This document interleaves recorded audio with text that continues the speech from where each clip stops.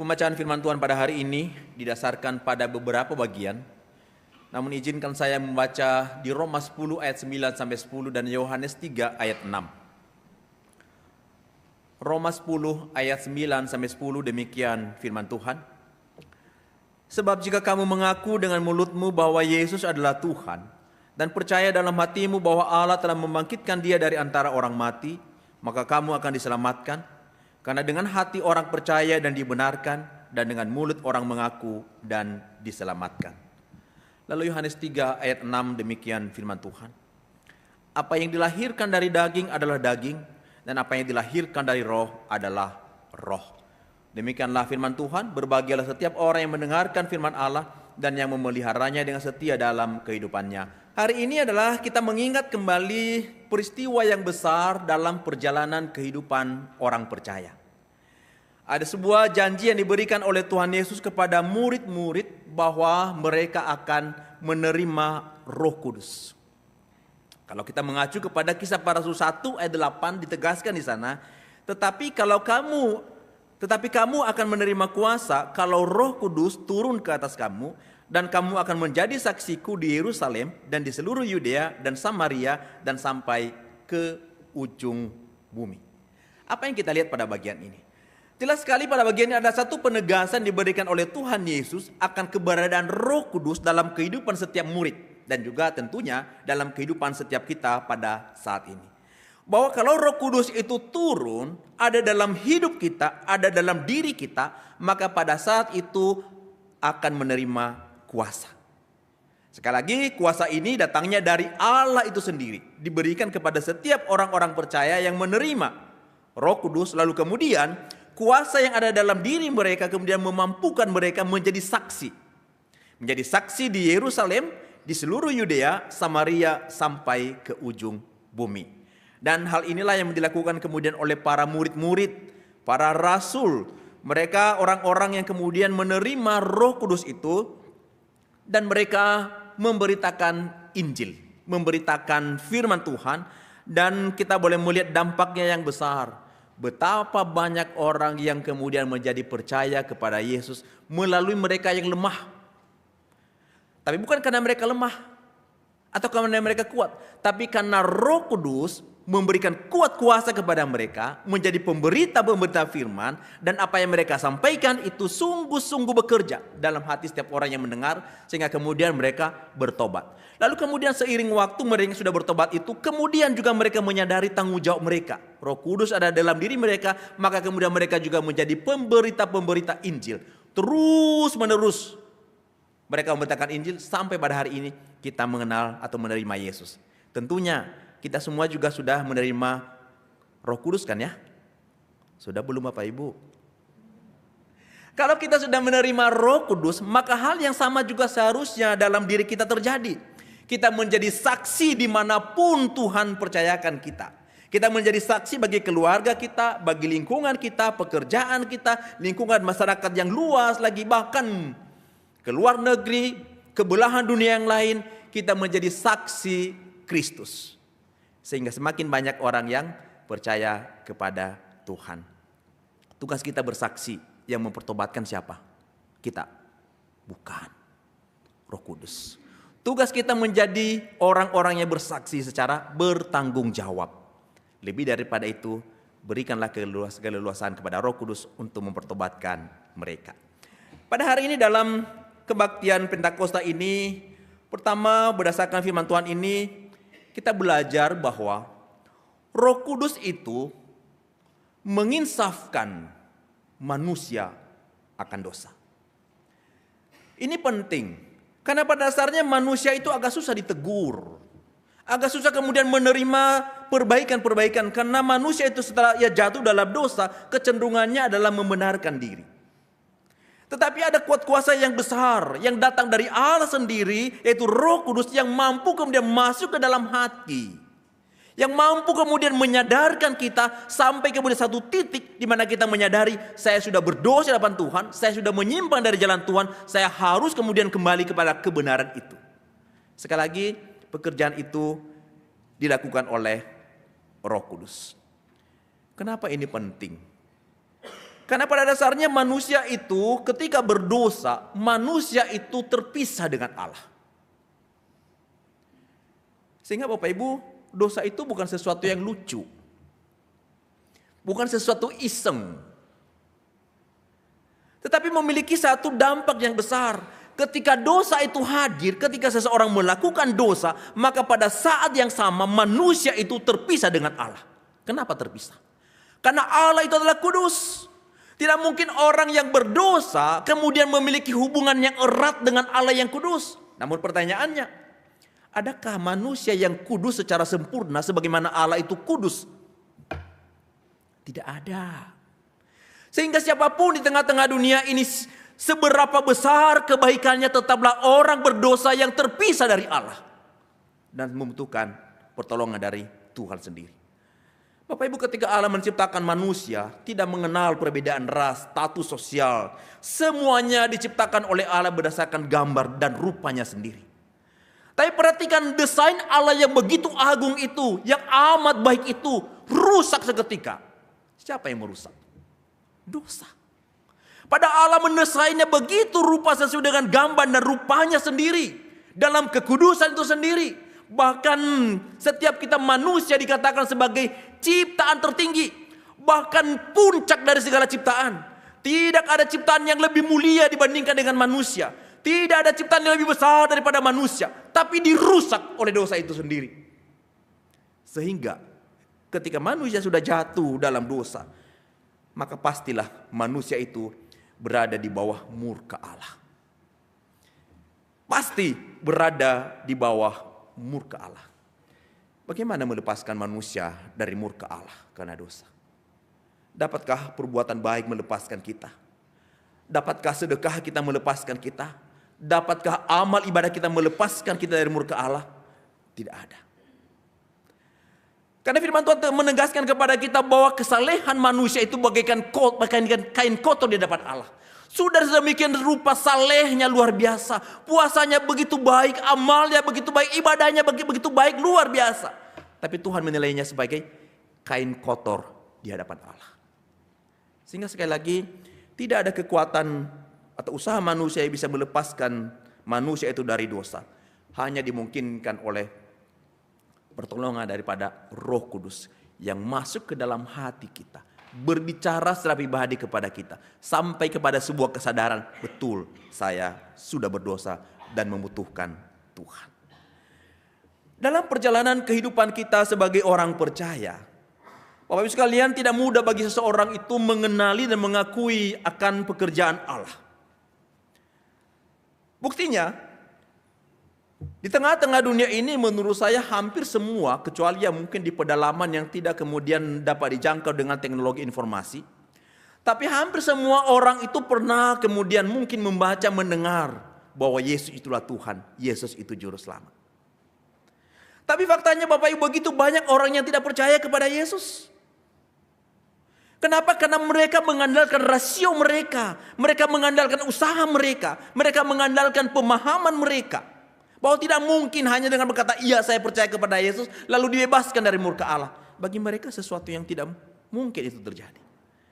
Tetapi bagi kita, kita boleh melihat bagaimana pekerjaan Roh Kudus yang berbicara dalam hidup setiap kita.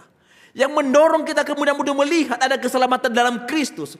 Yang mendorong kita kemudian menyadari bahwa kita orang berdosa dan kita membutuhkan Tuhan. Sehingga dengan pertolongan Roh Kudus kita boleh melihat bagaimana karya Kristus yang besar.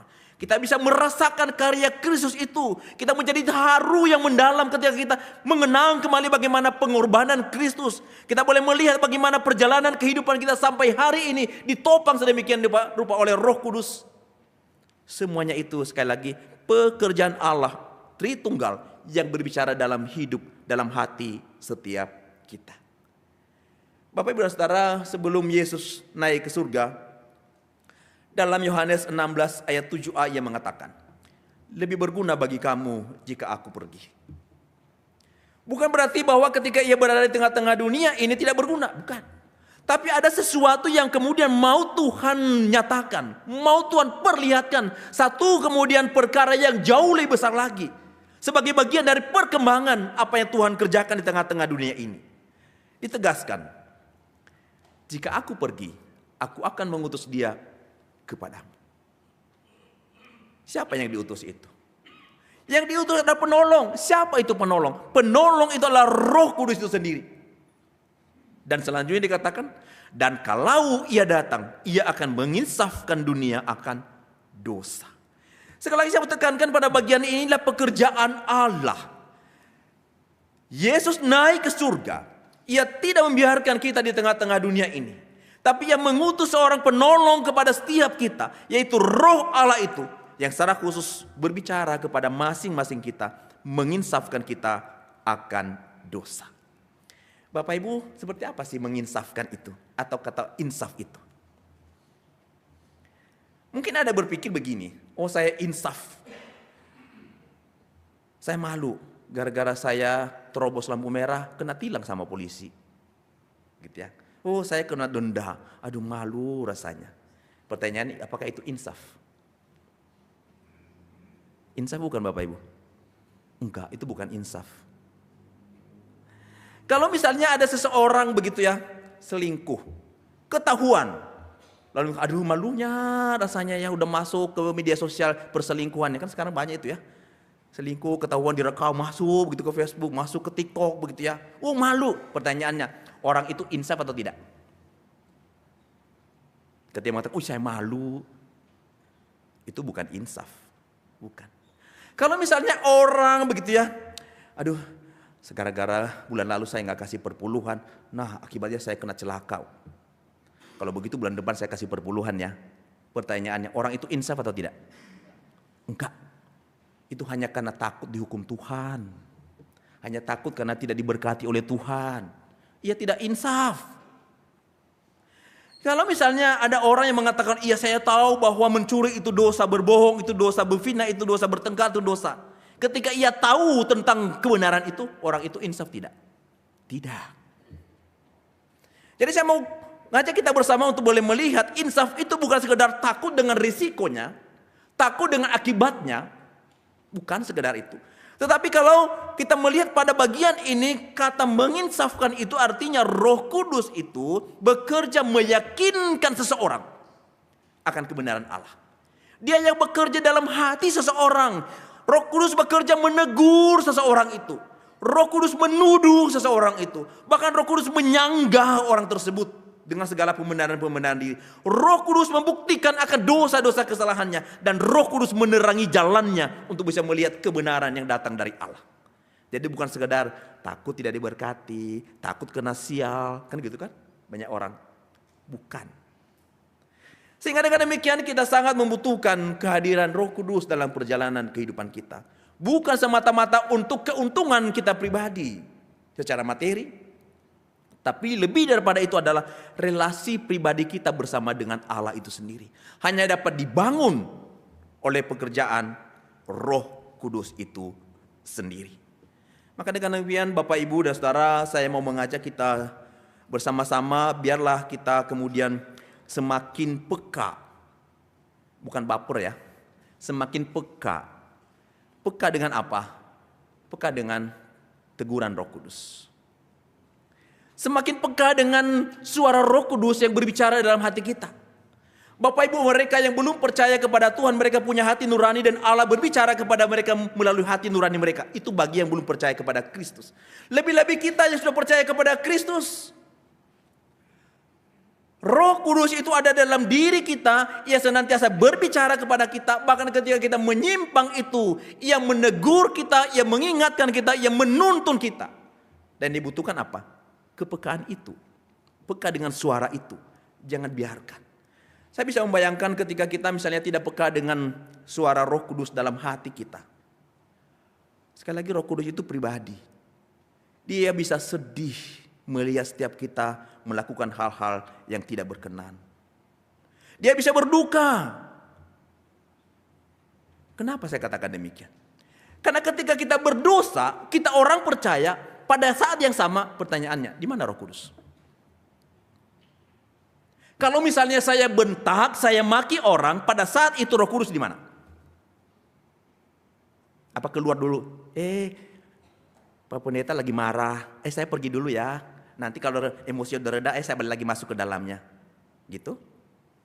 Kalau suami lagi bertengkar gitu ya. Ini masalah garam aja, kurang garam gitu ya. Bertengkar, pertanyaannya, Roh Kudusnya kemana? Pindah ke kamar sebelah? Sekali lagi, menurut saya kepekaan ini penting. Dalam hidup kita ada Roh Kudus. Maka sekali lagi biarlah kita semakin peka dengan keberadaan Roh Kudus. Kalau Roh Kudus ada, maka seharusnya kita juga semakin hari semakin menjauhi dosa. Kenapa? Ketika kita berdosa, Roh Kudus ada bersama dengan kita ketika kita berdosa itu. Karena ia tidak keluar dari diri kita. Masakan Roh Kudus diajak melakukan sesuatu. Roh Kudus gitu nontonin kita. Kita melakukan apa dilihatin Roh Kudus. Kita aja orang tua kalau lihat anak kita begitu ya. Nadanya tinggi, bentak orang tua, hati kita sedih kan ya. Karena kita merasa, aduh gagal saya sebagai orang tua, kenapa anak saya begini. Itu manusia saja bisa punya perasaan itu. Apalagi Roh Kudus yang adalah kudus itu sendiri.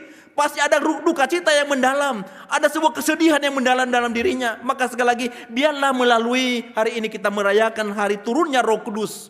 Roh Kudus ada dalam diri kita yang senantiasa menginsafkan kita akan dosa. Terus menerus dalam diri kita terbangun kepekaan yang mendalam.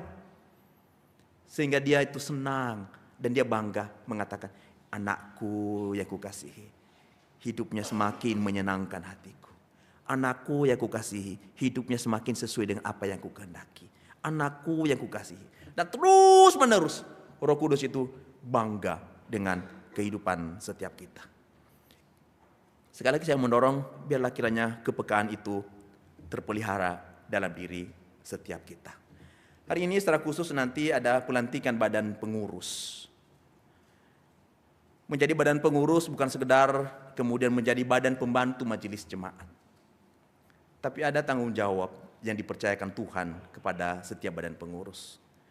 Maka tentunya kita berharap sekali badan pengurus yang akan dilantik pada hari ini akan menjadi teladan-teladan yang baik bagi seluruh anggota jemaat.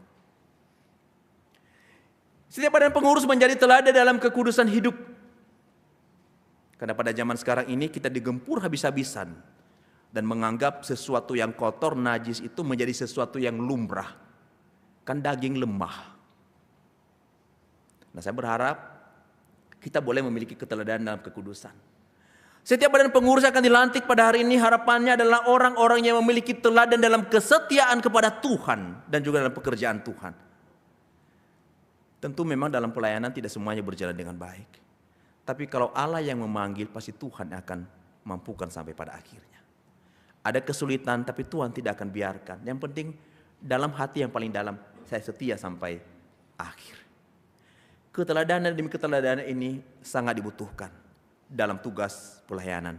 Sekali lagi, mari kita butuh Roh Kudus berkarya dalam hidup setiap kita. Yang kedua, melalui hari Pentakosta ini kita diingatkan keberadaan Roh Kudus, bahwa Roh Kudus akan memelihara hidup setiap orang percaya. Ia memelihara kita. Saya mengutip dalam Yohanes 14 ayat 16 sampai 17 yang menekankan kepada kita. Tetapi kamu mengenal Dia sebab Ia menyertai kamu dan akan diam di dalam kamu. Saya tekankan pada bagian ini bahwa Ia menyertai kamu. Bapak Ibu, kalau misalnya ada seseorang yang menyertai kita, tentu hati kita lebih tenang. Apalagi kalau misalnya ada anak kecil dengan segala kegelisahan, ketakutannya, didampingi oleh papanya. Dan papanya tenang, ada papa di sini. Pasti ada tenangan. Dan saya tekankan pada bagian ini bukan sekedar papa dunia yang menyertai kita. Dia adalah Allah sendiri yang menekankan kepada kita bahwa Ia menyertai kamu senantiasa dalam perjalanan hidup. Inilah pemeliharaannya. Dan dalam penyertaannya Ia mengatakan dan akan diam di dalam kamu. Artinya tidak ada masa dalam hidup kita di mana kemudian penyertaan itu menjadi hilang. Tidak ada masa dalam hidup kita di mana Allah itu menjadi absen dalam hidup kita. Ia bersama dengan kita, Ia hidup dalam diri kita, Ia ada dalam diri kita, Ia bersama dengan kita, Ia menyertai kita dalam menjalani kehidupan. Ia sekali lagi tetap ada secara permanen dalam kehidupan orang percaya. Itulah pemeliharaannya bagi setiap kita. Hal ini memang berbeda Bapak Ibu kalau kita lihat dalam perjanjian lama. Dalam perjanjian lama salah satu contoh misalnya Raja Saul. pernah ditolak oleh Tuhan. Roh Allah itu mundur keluar dari dirinya. Secara khusus ketika Saul itu mempersembahkan korban bakaran. Niatnya baik sih, tetapi ia tidak punya hak mempersembahkan korban bakaran. Niatnya baik membawa korban bakaran kepada Allah, tetapi ia tidak punya hak karena Allah sudah mengatur sedemikian rupa. Secara khusus pada saat itu yang bisa melakukan itu hanya Nabi Samuel. Tapi mungkin dia merasa bahwa Nabi Samuel ini berlambat-lambat, masih lama, dan ia mengambil jalan pintas. Ia mempersembahkan itu. Dampaknya apa? Sekalipun niatnya baik, roh Tuhan mundur daripadanya. Peristiwa lain. Ketika Saul itu diperintahkan oleh Tuhan untuk memusnahkan orang-orang Amalek dan seluruh hewan-hewan peliharaan mereka. Tapi apa yang dilakukan oleh Saul? Ia menyelamatkan Raja Agag dan semua hewan-hewan yang tambun, yang terbaik dijaga, dipelihara. Dan ketika ditanya kenapa tidak bumi hanguskan semuanya, alasannya ia mau persembahkan kambing domba dan lembu-lembu terbaik itu untuk korban bakaran bagi Tuhan. Niatnya baik kan? Tapi bukan masalah niatnya baik. Dari awal Tuhan sudah menetapkan bahwa ia harus memusnahkan seluruh orang-orang Amalek dan seluruh hewan-hewan peliharaan mereka. Semuanya harus dimusnahkan. Tapi mengatasnamakan Tuhan, ia membenarkan dirinya. Ia kemudian memisahkan hewan-hewan yang terbaik. Sehingga kemudian dalam 1 Samuel 16 ayat 14 menegaskan, tetapi roh Tuhan telah mundur daripada Saul. Itu pada zaman perjanjian lama. Tetapi dalam perjanjian lama secara khusus setelah Pentakosta, saya membaca dalam Roma 8 ayat 9 mengatakan, jika orang yang tidak memiliki roh Kristus, ia bukan milik Kristus. Artinya apa? Bahwa setiap orang percaya dalam dirinya ada roh Kristus. Ada roh kudus itu. Ketika kita kemudian ada roh kudus dalam diri kita, maka kita ditegaskan pada bagian ini, kita adalah milik Allah. Dalam perjalanan kehidupan kita, roh kudus itu berkarya secara luar biasa untuk memelihara kita melalui pengajaran demi pengajaran. Ia mengajarkan kita banyak hal dalam perjalanan kehidupan kita. Dan secara khusus kepada murid-murid dengan segala pergumulan-pergumulan, keberadaan roh kudus yang mengajarkan mereka, mengingatkan mereka akan kebenaran, mengingatkan mereka akan Kristus itu, sungguh-sungguh mereka rasakan. Dan tentu hal yang sama juga dalam pemeliharaan roh kudus pada zaman sekarang ini, kita juga tetap bisa merasakan. Ketika roh kudus itu ada dalam diri setiap kita, ia memelihara kita dengan cara apa? Ia memeteraikan kita. Makanya Bapak Ibu, sekali lagi roh kudus ada dalam diri kita. Ketika kita percaya kepada Yesus. Sejak itu roh kudus ada. Jangan berpikir, kan saya nggak bisa bahasa roh. Karena nggak bisa bahasa roh, maka nggak ada roh kudus dong dalam diri saya. Bapak Ibu, bahasa roh hanya salah satu karunia. Bukan segala-galanya. Kalau Tuhan tidak berikan ya nggak apa-apa. Ya memang Tuhan nggak ada maksud untuk memberikannya. Tuhan berikan kepada yang lain karena memang ada maksud Tuhan memberikannya. Kalau kita tidak berikan tidak apa-apa. Ada bagian kita masing-masing. Nah, sekali lagi roh kudus yang ada dalam diri kita, firman Tuhan menegaskan bahwa di dalam dia kamu juga.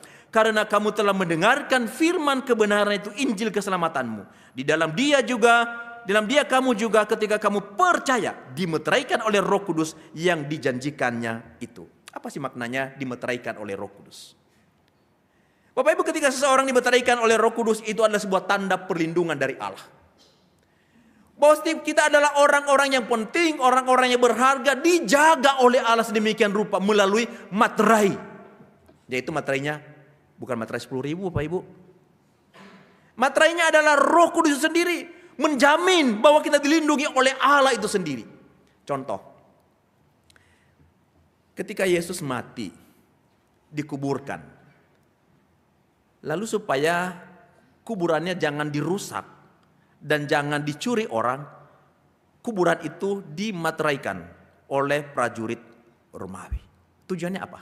Sekali lagi, supaya jangan dirusak itu barang, supaya terjaga.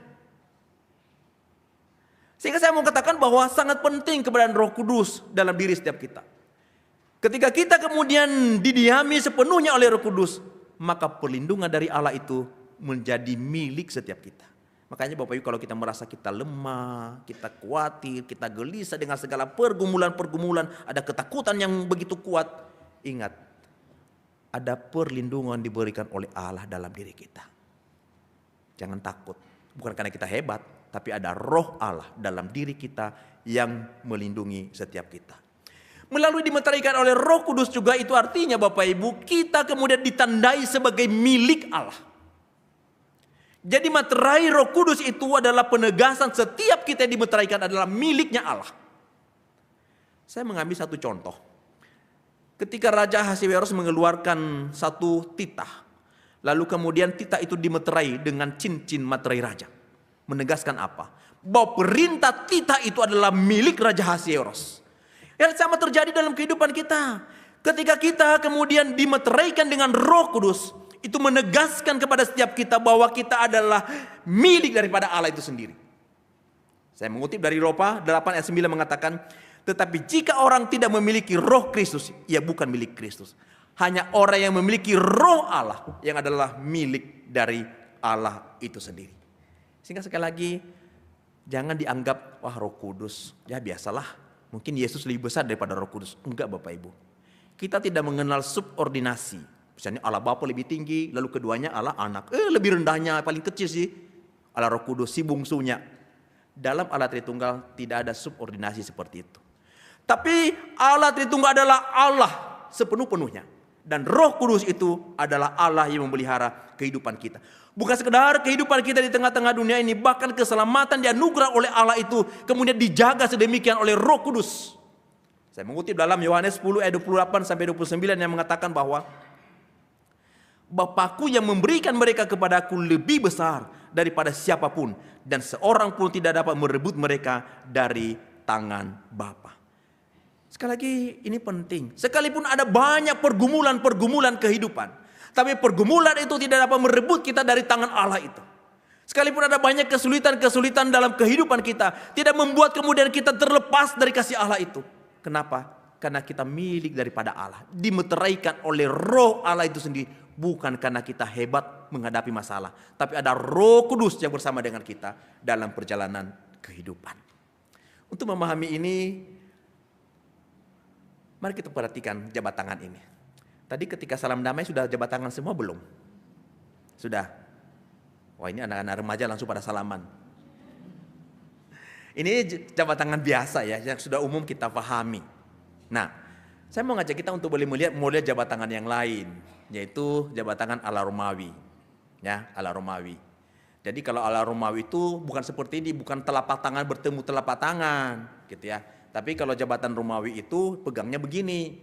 Nah, begini nih ya. Saya lihat Fritz sama Timo memperhatikan, gimana kalau diperhatikan depan? Coba berdiri ya. Nah, oke, ya, boleh ya. Soalnya kalau paru diturunkan kayak pom gitu ya. Boleh depan sini? Nah, sini tengah-tengah ya. Anak-anak remaja Bapak Ibu bukan pemimpin di masa yang akan datang, tapi anak remaja pemimpin masa kini. Ya Bapak Ibu ya. Bener, jangan kemana-mana. Situ betul. Saya mau tekankan bahwa anak remaja itu jangan berpikir, oh mereka nanti pemimpin di masa yang akan datang. Bukan. Mereka adalah pemimpin masa kini, masa yang akan datang. Jadi harus tetap diberikan kesempatan untuk melayani begitu ya. Mereka bukan tamu di gereja. Mereka adalah bagian dari gereja ini. Coba diperhatikin, coba mau lihat. Oh, bagus ya Bapak Ibu ya salamannya ya. Bagus ya. Coba jangan dilepas dong. Nah, oke, jangan dilepas ya. Nah, tangannya Fritz saya kasih kode A. Oke ya. Tangannya Timo saya kasih kode B. Oke. Sudah. Jangan dilepas. Tunggu arahan. Lalu kemudian dalam perjalanan kehidupan mereka, Timo ini bisa saja kemudian tangannya terlepas. Coba lepas Timo. Sudah? Terlepas. Jadi saya kasih kode A tadi tangannya Fritz, tangan Timo B. Lalu kemudian dalam perjalanan mereka, kemudian juga bisa kemudian Timo kembali lagi ke tangannya Fritz. Pegang lagi Fritz. Ya betul. Lalu seiring dengan waktu bisa lagi lepas lagi Timo. Tapi kemudian seiring waktu pegang lagi. Nah, Bapak Ibu, apa yang Bapak Ibu lihat dari contoh ini? Tetap melekat, tidak lepas. Kan tadi tangannya Timo lepas. Tapi tangan Fritz tetap tidak lepas. Sekalipun Timo melepaskan tangannya karena beratnya hidup.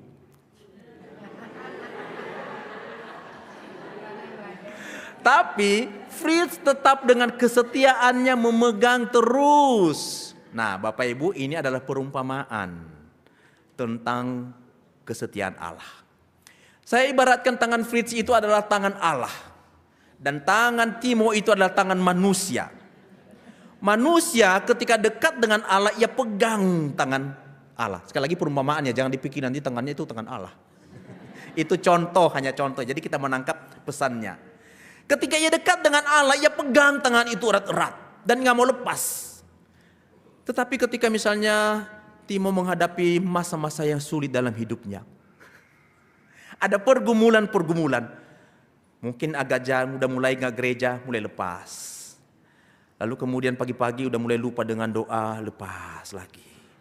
Udah gak baca Alkitab, lepas lagi. Ketemu di gereja, ketemu dengan Pak Doni, diingatkan, Timo, kamu mesti ingat lagi kepada Tuhan. Nah, dia pegang lagi itu. Tetapi karena godaan teman-temannya di sekolah, Timo terpengaruh lagi, lepas lagi tangannya. Tapi diingatkan lagi sama Pak Tony, Timo semangat kamu dalam Tuhan. Dipegang lagi tangannya. Nah, Bapak Ibu, ini perumpamaannya seperti itu. Ketika tangan manusia terlepas dari tangan Allah, Allah tidak pernah melepaskan tangannya memegang kita. Ketika kita menghadapi masa-masa yang sulit, Allah tidak melepaskan kita. Ia tetap memegang kita sampai pada akhirnya. Sampai nanti kita kemudian berhadapan muka dengan Kristus itu sendiri. Terima kasih Fritz dan Timo, boleh kembali ke tempat. Makasih.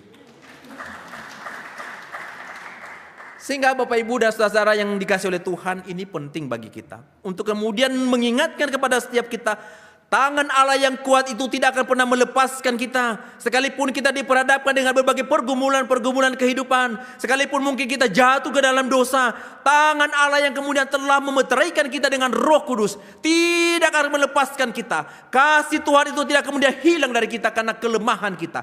Ia tetap ada bersama dengan kita. Bahkan di tengah-tengah pergumulan itu ia menopang kita sedemikian rupa. Kepada jemaat di Roma, Paulus mengatakan bahwa Roh sendiri berdoa untuk kita kepada Allah dengan keluhan-keluhan yang tidak terucapkan. Ketika kita meneteskan air mata, pada saat yang sama Roh Allah itu berdoa untuk kita. Ia tidak melepaskan kita dan membiarkan kita bergumul dengan kesulitan hidup. Ada ia bersama dengan kita, menopang kita untuk tak boleh melihat pertolongan dan jalan keluar yang telah disediakan oleh Tuhan. Maka dalam kesempatan ini Bapak Ibu sekalian, tentu setiap kita juga punya pergumulan tersendiri. Maka apa yang menjadi pergumulan-pergumulan kita? Pergumulan dalam keluarga, merasa berat hidup ini. Pergumulan dalam pekerjaan, nampaknya susah untuk bangkit. Atau juga mungkin pergumulan dengan pelayanan-pelayanan yang ada pasca pandemi ini. Sekali lagi kita diingatkan, Roh Kudus menyertai setiap kita. Bukan karena kita kuat dan gagah menghadapi kesulitan hidup, tapi karena ada Roh Kudus yang menopang, menyertai setiap kita dalam menjalani kehidupan. Maka kalau Tuhan izinkan kita menghadapi kesulitan, bukan berarti Tuhan itu lalai dan pergi sesaat. Enggak. Justru di tengah-tengah kesulitan, di tengah-tengah berbagai kelemahan kita, justru Allah sedang mempersiapkan kepada kita, supaya kita boleh merasakan kasih karunia Tuhan itu semakin sempurna, semakin nyata dalam kehidupan kita. Sehingga sekali lagi, pengalaman hidup bersama dengan Tuhan itu semakin nyata, bukan sekedar teori tentang Allah itu baik, bukan, tapi kita rasakan Allah itu baik di tengah-tengah pergumulan-pergumulan kehidupan. Maka di hari Pentakosta ini saya mau menekankan dua hal ini, bahwa Roh Kudus itu menginsafkan manusia akan dosa, dan Roh Kudus itu memelihara hidup orang percaya. Maka biarlah kita tetap membangun relasi pribadi bersama dengan Tuhan hari demi hari. Amin.